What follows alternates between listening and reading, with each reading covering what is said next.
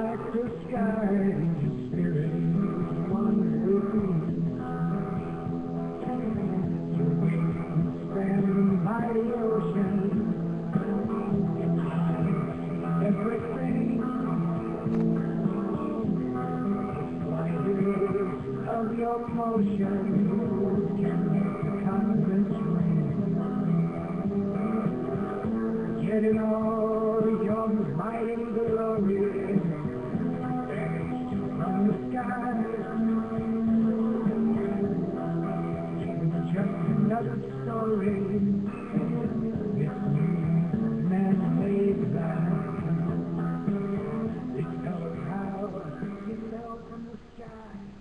Good morning, ladies and gentlemen. Welcome to another edition of the Free American Hour.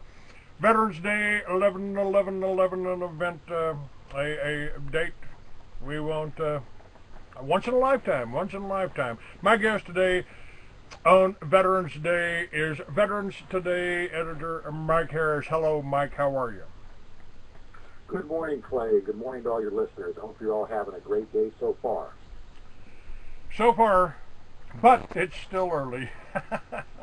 Yes, sir, it is. I've learned to be a little more judicious with this in my old age here.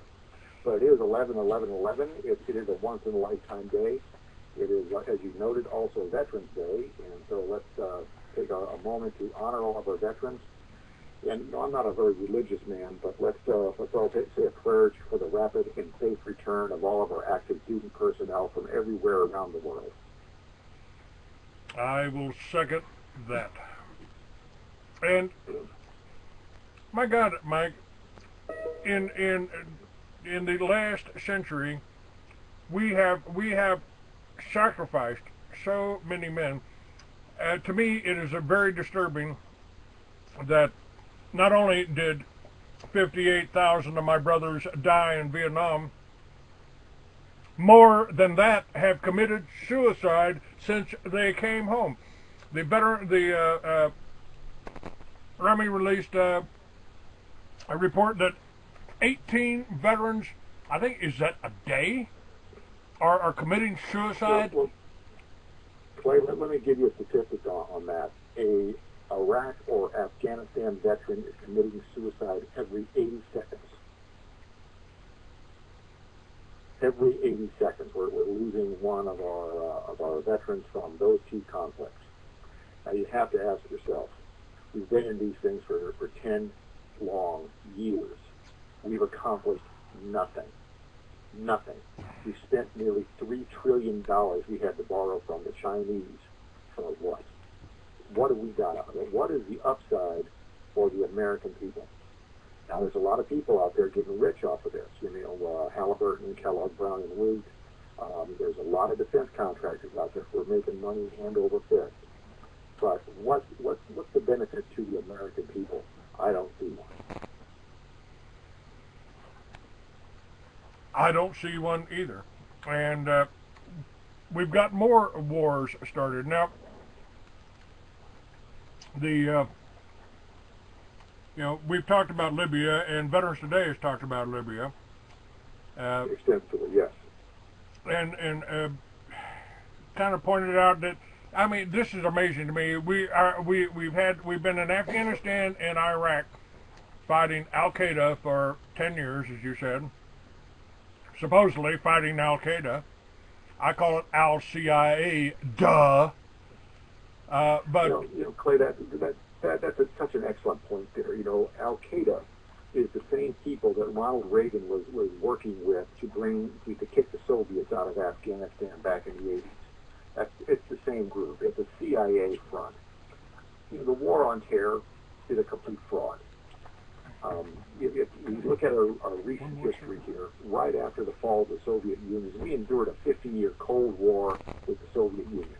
Mike, let me excuse me. I'm sorry to interrupt you, but if you could clarify for me, because I don't quite understand who won the Cold War. We thought we did, but we were supposed to have a peace dividend. Remember all the talk about? Yep. And now we can cut defense spending. We're going to have a peace dividend. Well, you know, military-industrial complex did not want a peace dividend because it was going to put them out of business. So they created this fake war on terror, a fraud. Just like the war on drugs and the war on poverty, every war the government gets into on an official basis is nothing more than a complete fraud. I've referred to the war on terror as a war against anyone, anywhere in the world that is against global government of the banksters, by the banksters, and for the banksters. Well, Clay, you're absolutely right. And as of today, I don't know if you remember the George W. Bush speech when he came out and he said, we have to fight the axis of evil. There's 5 countries. Well, if you look at those 5 countries, those were the 5 that were not engaged in the Rothschild global banking system. Now that list is down to 3. It's Iran, it's North Korea, and it's Cuba, from 5. What about Venezuela? Gas is still 25 cents a gallon there. Well, Venezuela is not really part of it because they've got Western. They have Jewish things down there. They have usury system. They're tied into the global banking system. Okay. So anyone that's not into this global banking system, and they're getting ready to move us over. You know, for 2,000 years, the Bible's been warning us about the mark of the beast, and without it you won't be able to buy or sell, and it's warning you not to take it. And in the last 10 years, the technology has actually become available for that. We've got commercials on there. Well, George used to forget his medications, but now we've got this little chip. And Aaron Russo, before they killed him, told everybody that that was the whole Rockefeller plan, got it straight from the Rockefellers, to have everybody chipped and have all the money on a chip. Well, that's what they tell us. And so let's talk about that for a minute. You know, it's pretty obvious that the banks are not the friend of the people. So how do we stop this? You know, besides, I'm not going to take a chip. I don't think a man like you would either. No, either. Thank you anyway. Proactively to hurt the banks today because they're hurting us. So I encourage everyone to boycott your bank. Take your money out. Leave $5 in there as a nuisance account that costs them more to maintain than it's worth. Take your money, put it into a credit union. Take your money out, put it into a safe deposit box. Take your money and put it under your mattress, for Christ's sake. But don't let the banks have it to use. Let's starve them. The Homeland Security can go into your strong box in your bank. So. Yes, they can, but they can also go in and freeze your account today. Yes. If they want to lock you out of the system, all they have to do is put a levy against it, and you can't spend a dime. Yes. So, you know, take your money out, put it someplace else. My great-grandfather kept his money under the mattress, and I thought that was the silliest thing in the world, but he survived the Great Depression. He knew what he was doing. I don't recommend that for anybody, but there's other alternatives out there. Don't keep your money in the big banks. There's 6 big banks in this country that control most of commerce in this whole country. Take your money away from them. Don't let them have it. Now, you know, our founding fathers, Thomas Jefferson, warned us, if you ever allow a private bank to issue your money, the banks and the corporations that spring up around them will leave your children homeless in the land that we conquered. You know, Citigroup, Halliburton, you know, all the pharmaceutical companies, the big pharmaceutical companies, the you know, corporate farms, right out of the 9th plank on the Communist Manifesto. They're all kind of all of these corporations are aligned against us, and they ain't doing the people no good. They're killing the people. The medical system's killing the people. Our veterans. If you've got post-traumatic stress syndrome resulting from going to a country and killing civilians that never done nothing to us as a country, I would think there would have to be something wrong with you if you didn't have post-traumatic stress syndrome. Are they using this as just another reason to drug our veterans, drug our troops, drug our old folks? Well, Clay, I can't comment on that because I'm not a medical specialist, and I don't know. But we'll go back to your comment about Thomas Jefferson allowing a private bank to leave your children homeless. Yes. Today, right now, 80 million people have been dispossessed of their homes. 80 million. That's happening real time to a lot of people who've been foreclosed, who've had to short sale, who've had to downgrade from a big house to a small house, a house to an apartment. There's just a lot of people out there who are suffering through this. We have 48 million people on food stamps right now who don't have a good enough job to feed themselves. The country is in dire situation. And what my premise here is it's time for a complete regime change in the United States of America. I'd like to do this peacefully and constitutionally, but our system with electronic voting now has been so compromised that the vote results can be programmed in advance that I don't trust the vote anymore. And so they're really taking away our choices, and people may have to take other means to affect the regime change, to get rid of the bunch of treasonous crooks we got in there now. And if we try to do that, suddenly we get demonized. I mean, basically, after what happened in Waco, when I helped start the militia, ADL gives me a lot of credit for that, more than I deserve, probably. They tell you I started the militia, they just don't tell you I did it in the governor's office. We weren't exactly a terrorist group, Mike, over there in New Mexico. And,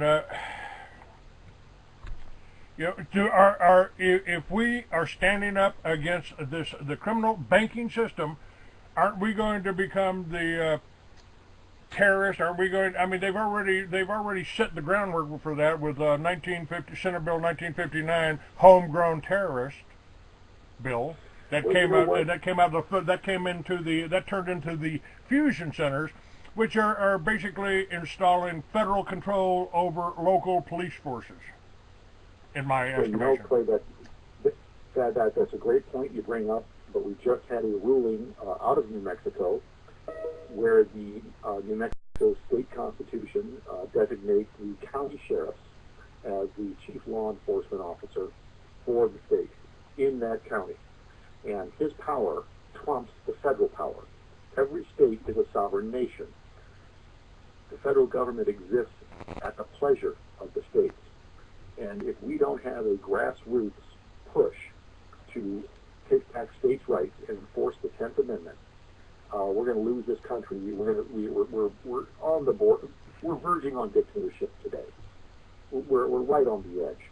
I don't know if you watch the news or not, but Jesse Ventura went to court to sue for violation of 4th Amendment going through TSA airport scanners. The judge would not even allow a jury to hear his case. Kicked it out and moved it up to a 3-judge appellate panel without a jury trial, as he requested. So our system is coming apart. Our judiciary is corrupted. Our law enforcement is corrupted. And the banks are corrupted. All of our institutions, we can't trust anything. I mean, you look at the Catholic Church, they've been covering up their homosexual child abuse, pedophilia rings for 25 years.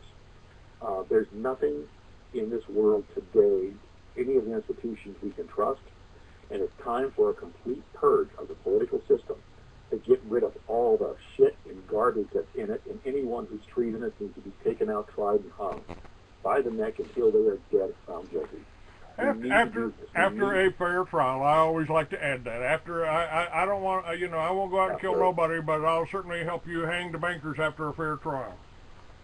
But that's right, after a fair trial. And we need to institute a method of independent tribunals that will try and find people guilty or innocent based on the evidence and then met out the appropriate punishments.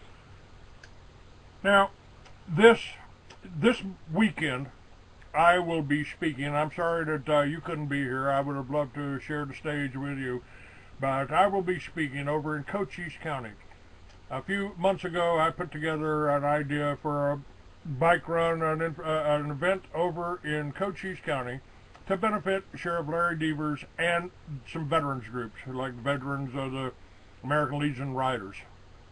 I believe they're the ones that ended up. And at the same time that this is happening, Sheriff Mack will be speaking over in Tulsa.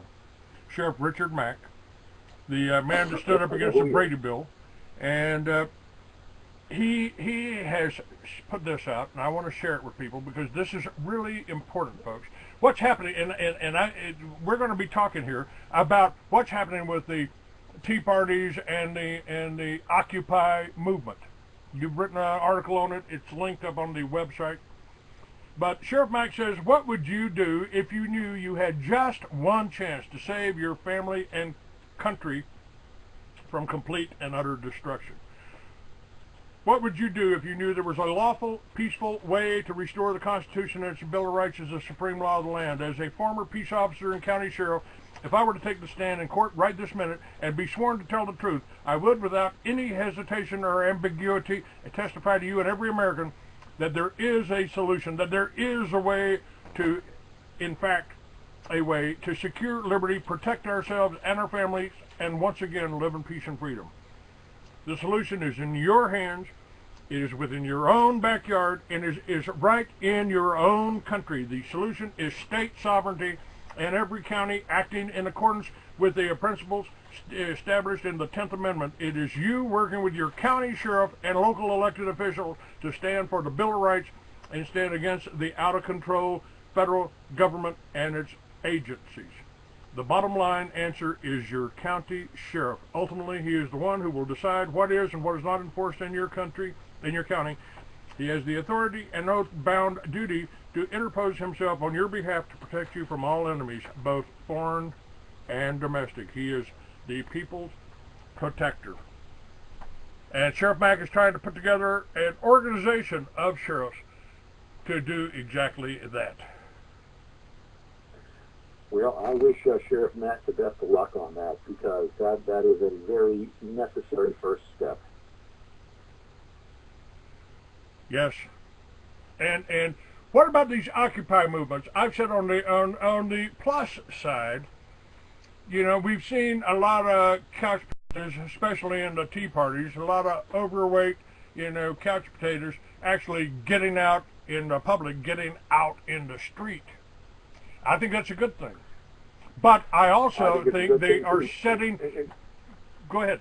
They are setting the people against the police. They're setting the police. It's an us or them situation with the police, as that veteran, black sergeant, Iraq veteran, when he faced down 30 police officers.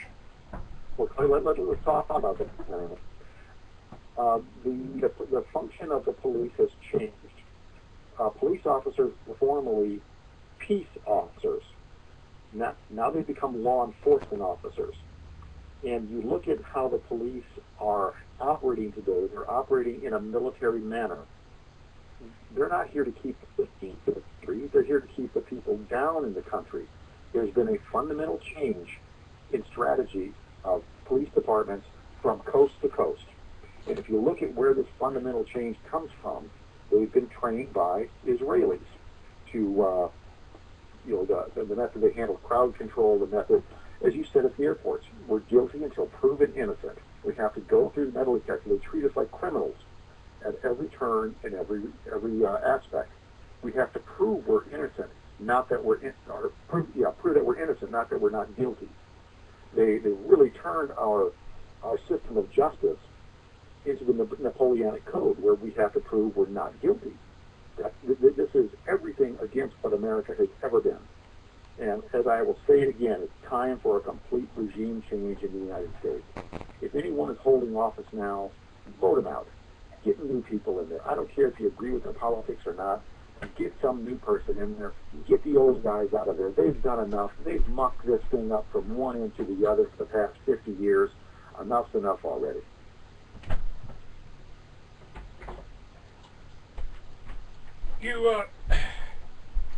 You ran for governor. You ran for an office.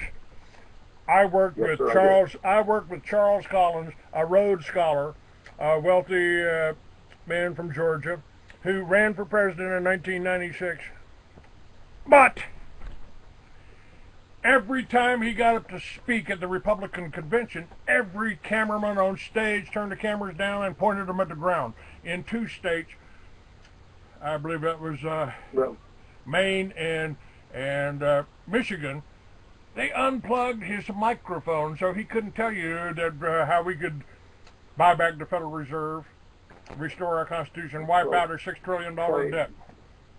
Clay, that's an old tactic, and that is, whenever I ran for governor, I had nearly a complete media blackout. I couldn't get arrested when I was running for governor. I couldn't get on the news. I couldn't get in the newspaper. You know, I was completely over because they don't want my message out there.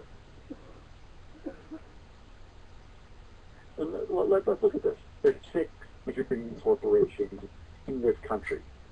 They're all owned by Zionists. Zionist Jews own it. We are so censored. The modern news is all propaganda. Can't believe a thing. Thank God for the internet. Thank God for alternate news sites like Veterans Today. Gordon Duff, he's got a site there that gives you real news, warts and all. Right. And you know, here's the other thing. I've said one of the problems we've got, Mike, is how do you fight evil without becoming evil? I have no trouble believing that Gordon Duff's ancestors, who and his ancestry is Jewish, walked out of the Caucasus, across the Caucasus Mountains to escape slavery, right beside my ancestors, who became part of the German people. Well, that's where I come from. I'm of the Germanic Northern European tribe, if you will, and those who my people are. The bottom line is that I'm not anti-Semitic. I'm anti-Zionist. Right, right. And the Zionists have hidden behind the Jewish people and sacrificed them. I mean, they'll sacrifice them in a heartbeat, and that's something else I want to touch on after we talk a little bit more about the Occupy, because they're setting us up, the Zionists are setting us up for another war, and they're about to betray both their buddies over in Iran and here in the United States, I think. And I think they may be setting their, you know, how many Jews are there in Israel? And they're about 6 million. Wouldn't they just fit their whole little 6 million plan to drop an atomic bomb right in the middle of Jerusalem and blame it on Iran? Well, no, you know, that's an interesting point. I'm glad you brought that up. You know, they're beating the drum about Iran as developing nuclear weapons. Gordon and I have recently confirmed through 3 independent sources. Actually, I confirmed through 3 independent sources. Gordon has 4 or 5 more of his own, that Iran already has nuclear weapons they procured from the former Soviet Union. We've got this. We know Iran is nuclear armed today. So if Israel attacks Iran, Iran is going to respond, perhaps with nuclear weapons.